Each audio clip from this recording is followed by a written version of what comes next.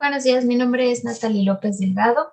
Soy estudiante de la Universidad Abierta y a Distancia de México y estoy estudiando la carrera en Promoción y Educación para la Salud. En apoyo con la Fundación Dime y Juntos lo Hacemos, estoy realizando mi servicio. El día de hoy vamos a tener una plática que es muy importante y el tema es el siguiente, la tuberculosis. Las preguntas detonadoras del día de hoy son: ¿qué es la tuberculosis? ¿Cómo se contagia la enfermedad? ¿Quiénes pueden ser los afectados? ¿Cómo se diagnostica y cuál es el tratamiento? Vamos entonces a comenzar. La tuberculosis es una infección bacteriana causada por un germen llamado Mycobacterium tuberculosis. La bacteria suele atacar los pulmones, pero puede también dañar otras partes del cuerpo. La TB se disemina a través del aire cuando una persona con TB pulmonar tose, estornuda o habla. Si ha estado expuesto, debería consultar a un médico para someterse a sus exámenes. Hay probabilidades de que usted se contagie con TB si tiene un sistema inmunitario debilitado.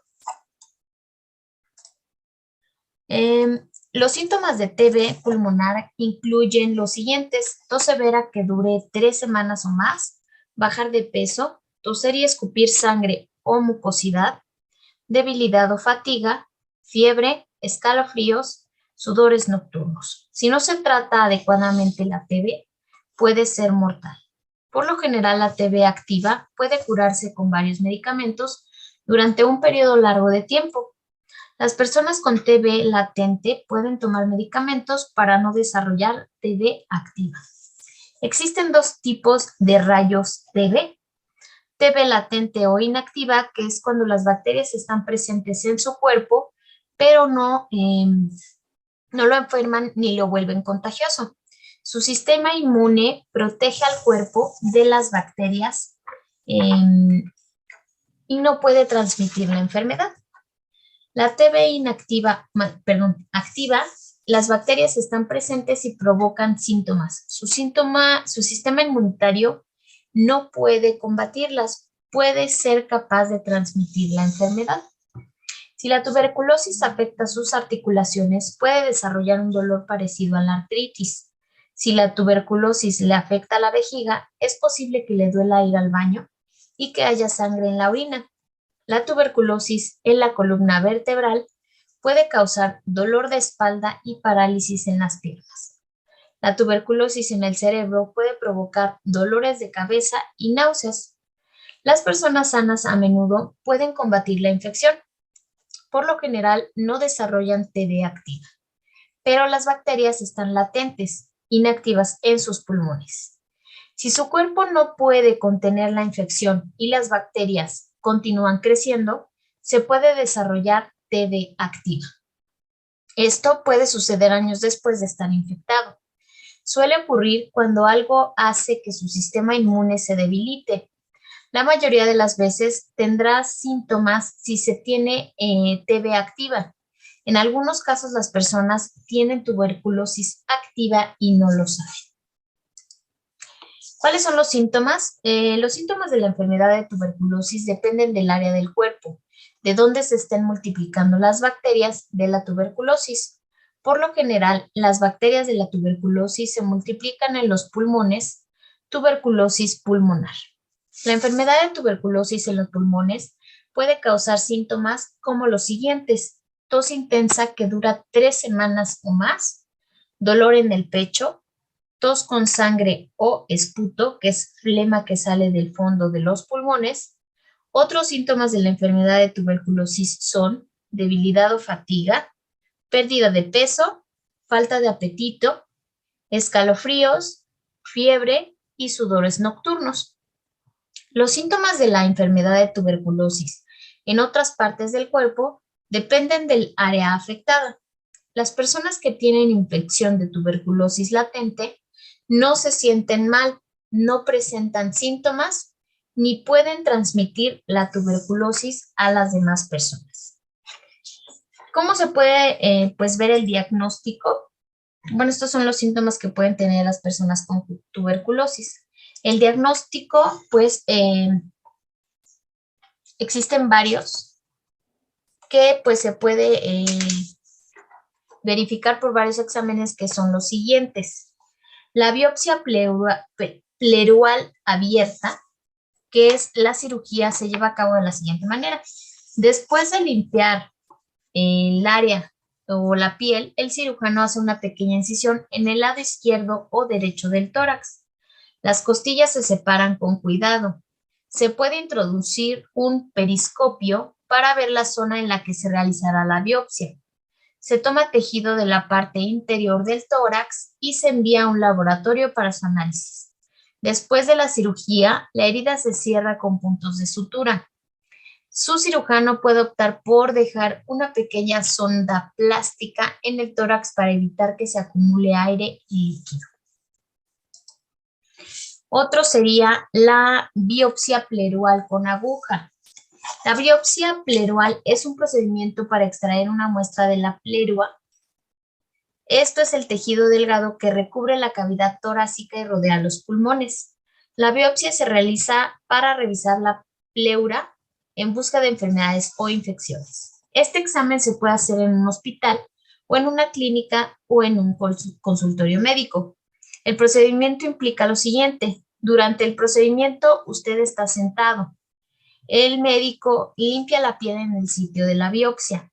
Se inyecta un medicamento insensibilizador, que es la anestesia, a través de la piel dentro del revestimiento de los pulmones y las paredes torácicas, membrana pleural. Se introduce una aguja hueca más grande a través de la piel dentro de la cavidad torácica. A veces el proveedor utiliza una ecografía o tomografía computarizada para guiar la aguja. Se usa una aguja de corte más pequeña dentro de la aguja hueca para recolectar la muestra de tejido. Durante esta parte del procedimiento, a usted se le pide que cante, tararee o diga E. Esto ayuda a evitar que el aire entre en la cavidad torácica, lo cual puede causar una atelestasia pulmonar o neumotórax. Cuando el examen acaba, se coloca el vendaje sobre el sitio de la biopsia. Otro examen que se puede dar es la biopsia sinovial, que es la extirpación de una porción de tejido que recubre una articulación. El tejido es llamado membrana sinovial para su análisis. El examen se hace en un quirófano, por lo regular durante una artroscopía. Este es un procedimiento en el cual se usa una cámara pequeña y equipo quirúrgico para examinar y reparar los tejidos dentro o alrededor de la articulación. La cámara se llama artetroscopio. Durante el procedimiento es probable que usted reciba anestesia general. Esto significa que no sentirá dolor y estará dormido durante el procedimiento. O usted puede recibir anestesia local. Usted estará despierto por la parte del cuerpo con la articulación, estará insensible. En algunos casos se puede administrar anestesia local, la cual insensibiliza solamente la articulación. El cirujano hace una pequeña incisión en la piel cerca de la articulación. Se introduce un instrumento llamado trocar a través de la incisión de la articulación. Se usa una cámara diminuta con una luz para ver dentro de la articulación y después se inserta una herramienta llamada pinza de biopsia a través del trocar. La pinza se usa para cortar una pequeña porción de este tejido. El cirujano retira la pinza junto con el tejido. Se extrae el trocar y cualquier otro instrumento. Se cierra la incisión en la piel y se coloca un vendaje. La muestra pues se envía a el laboratorio. Otro examen sería el cultivo de líquido pleural, que es un examen en el que se analiza una muestra de líquido que se ha acumulado en el espacio pleural para ver si usted tiene una infección o entender la causa de la acumulación de líquido en este espacio. El espacio pleural es la zona entre el revestimiento de la parte exterior de los pulmones, pleura, y la pared del tórax. Cuando el líquido se acumula en el espacio pleural, la afección se denomina derrame pleural. Se realiza un procedimiento llamado toracocentesis para obtener una muestra de líquido pleural. La muestra se envía a un laboratorio y se examina bajo un microscopio en busca de signos de infección. La muestra también se coloca en un plato especial que es el cultivo y se observa luego para ver si hay proliferación de bacterias u otros organismos. Esto puede tomar varios días. Otro examen es el cultivo gástrico, que pues es un examen para analizar los contenidos del estómago de un niño o en busca de la bacteria que causa la tuberculosis, la TB. Se coloca suavemente una sonda flexible a través de la nariz del niño hasta el estómago. Se le puede dar un vaso de agua y pedirle que trague mientras se introduce la sonda.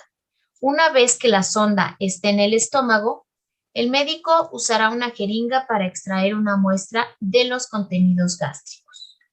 La sonda se extrae luego suavemente a través de la nariz.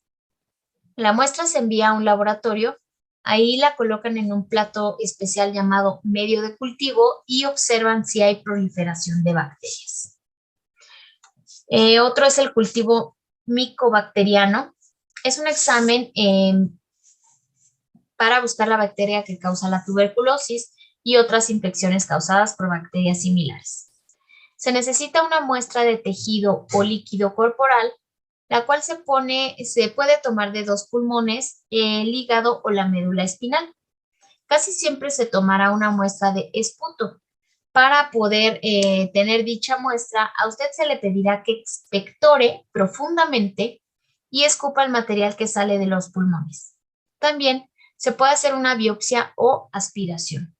La muestra se envía a un laboratorio y ahí se coloca en un plato de laboratorio especial que es el cultivo y luego se vigila para observar hasta por 6 semanas si hay proliferación de bacterias. Otro es el cultivo rutinario de esputo, que es un examen de laboratorio que busca microbios que causan infección. El esputo es el material que sale de las vías respiratorias cuando usted tose profundamente. Se necesita una muestra de esputo, le pedirán que tosa profundamente y que escupa cualquier flema que provenga de los pulmones en un recipiente especial. La muestra se envía a un laboratorio y ahí pues se coloca en un plato especial que es el cultivo. Luego se observa por 2 a 3 días o más para ver si hay proliferación de bacterias u otros microbios que causan enfermedades. Otra es la prueba cutánea de tuberculina. La prueba cutánea de la tuberculina o prueba de Mantoux, TST, por sus siglas en inglés, es un método para determinar si una persona está infectada con Mycobacterium tuberculosis. La administración y lectura confiable de esta prueba requiere de la estandarización de procedimientos, capacitación, supervisión y la práctica. La prueba de la tuberculina se hace inyectando 0.1 mililitros de un derivado proteico purificado de tuberculina en la cara anterior del antebrazo. La inyección se debe aplicar con una aguja de tuberculina con el bisel de la aguja hacia arriba. La inyección es intradérmica. Cuando se aplica correctamente, debe producir una elevación leve de la piel o una roncha de 6 a 10 milímetros de diámetro. La reacción a la prueba debe ser interpretada entre 48 y 72 horas después de su administración por un trabajador de atención médica capacitado en la lectura de sus resultados. Los pacientes que no regresen dentro de las 72 horas deberán hacer otra cita para volver a hacer la prueba. La reacción debe medirse en términos de milímetros de induración, que es el área con hinchazón firme. La persona que interpreta la prueba no debe medir la eritema, el enrojecimiento. El diámetro del área indurada debe medirse a lo ancho del antebrazo, perpendicular al eje longitudinal. La mayoría de las personas pueden hacerse la prueba de la tuberculina. La prueba cutánea es el método de detección recomendado para los niños menores de 5 años. Cabe notar que, según las recomendaciones de la Academia Estadounidense de Pediatría, los niños de 2 años y mayores se puede usar la prueba cutánea o la de la sangre, prueba de liberación de interferón gamma IGRA. En el caso de los niños vacunados con la BCG, se prefiere la prueba en sangre para evitar los falsos positivos. La prueba cutánea de la tuberculina está contraindicada solamente en las personas que hayan tenido una reacción grave a esta prueba en el pasado. Por ejemplo, necrosis, ampollas, choque anafiláctico o ulceraciones. No está contraindicada en ninguna persona, incluidos los bebés, los niños, las mujeres embarazadas y las personas con el VIH. Sin embargo, para las personas vacunadas contra la tuberculosis con la BCG, es preferible la prueba de sangre. Hay 2 tipos de prueba que se usan para determinar si una persona está infectada con las bacterias de la tuberculosis, la prueba de la sangre y la prueba cutánea. Para la prueba en sangre, a veces llamada IGRA, se usa una muestra de sangre para buscar la infección por tuberculosis. Mide la respuesta de las proteínas de la TB cuando se mezclan con una pequeña cantidad de sangre.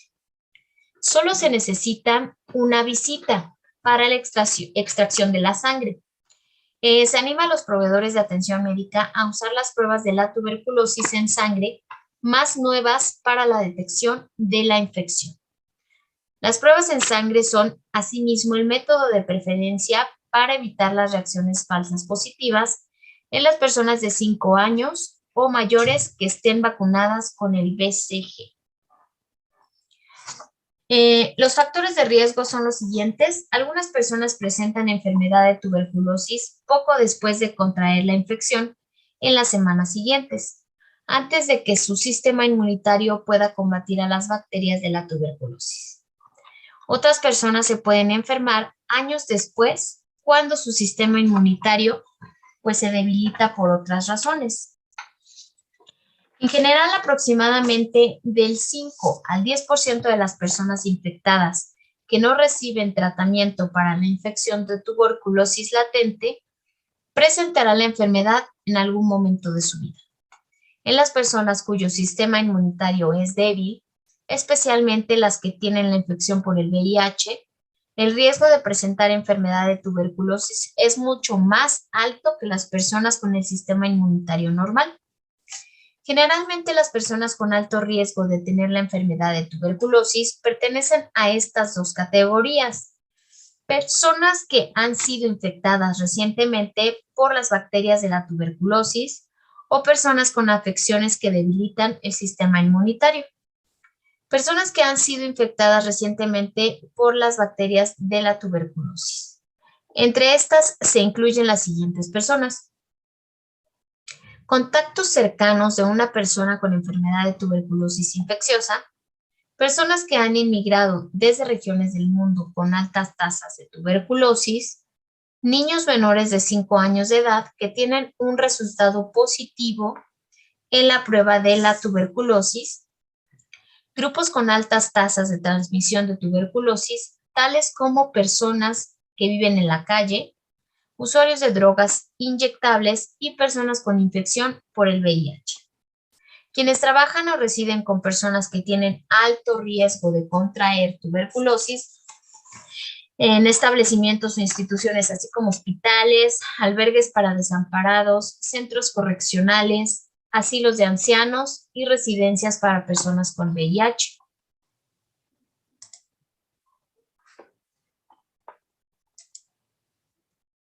Personas con afecciones que debilitan el sistema inmunitario, los bebés y los niños pequeños a menudo tienen el sistema inmunitario débil.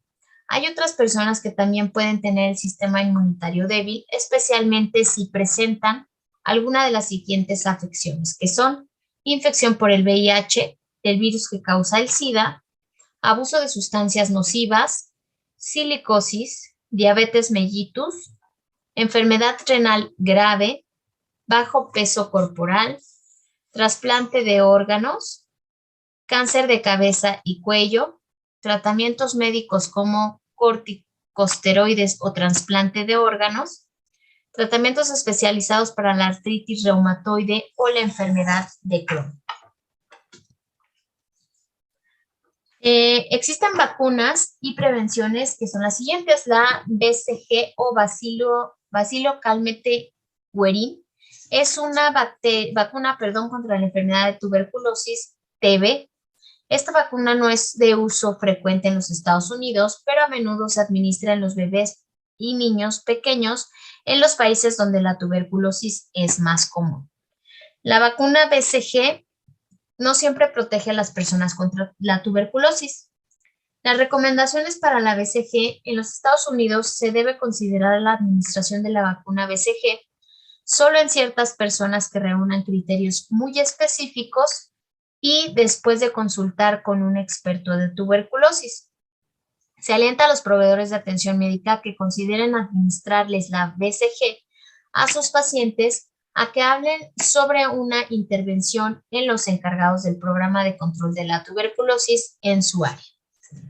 Los niños, la vacuna solo se debe considerar para niños que tengan un resultado negativo en la prueba de detección de la tuberculosis y que estén expuestos en forma continua y no se les pueda separar de los adultos que no hayan sido tratados contra la enfermedad de la tuberculosis o su tratamiento no haya sido eficaz y el niño no pueda recibir un tratamiento preventivo primario y prolongado para la infección de tuberculosis o tengan enfermedad de tuberculosis causada por cepas resistentes a la isoniazida y la rifampicina. También los trabajadores de la salud deben de poner la BCG.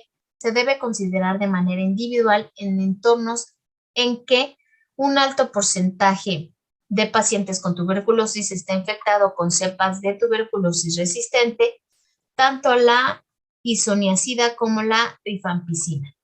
Existe transmisión continua a los trabajadores de la salud de cepas de tuberculosis resistente a los medicamentos y esto es probable que haya infecciones posteriores. O también que se hayan implementado medidas integrales de precaución para controlar la infección de tuberculosis, pero sin éxito. Los trabajadores de la salud que hayan recibido la vacuna BCG deben ser informados sobre los riesgos y beneficios asociados a la vacuna y el tratamiento de la infección de tuberculosis latente. El tratamiento, no todas las personas infectadas por las bacterias de tuberculosis se enferman.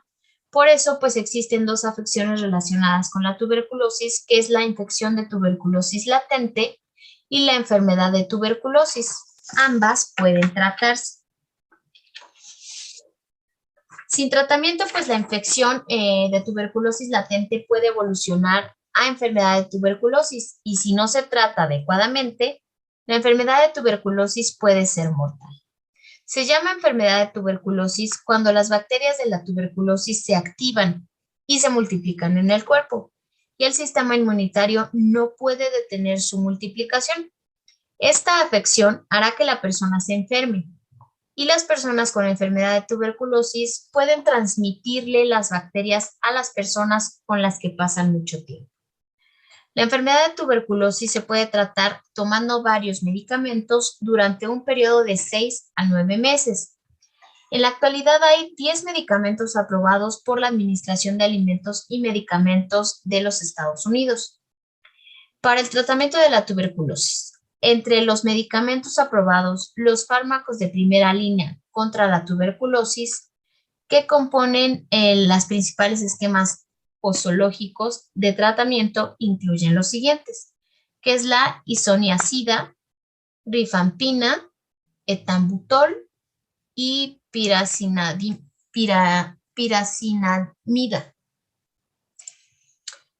Las conclusiones a las que llegamos el día de hoy con esta información es que es muy importante que tengamos consultas regulares con el médico para poder detectar cualquier tipo de enfermedad y sobre todo detectarla a tiempo para que no se complique y sea más difícil con el paso de los días.